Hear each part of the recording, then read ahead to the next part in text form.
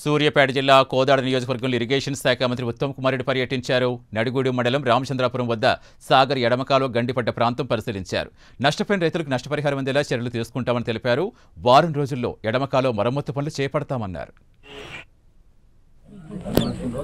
తెలంగాణ రాష్ట్ర వ్యాప్తంగా భారత వాతావరణ శాఖ ఇండియన్ మెట్ డిపార్ట్మెంట్ తెలంగాణలో పలు ప్రాంతాల్లో రెడ్ అలర్ట్ ప్రకటించి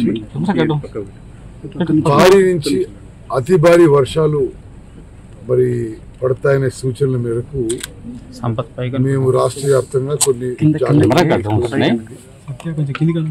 అయినా దురదృష్టవశాత్తు రాష్ట్రంలోని అతి భారీ వర్షం హుజూర్ నగర్ కోదాడ ప్రాంతంలో పడింది. ఇద్దరి ప్రాణాలు కోల్పోవడం జరిగింది. అదేవిధంగా అనేక ఇండ్లల్లో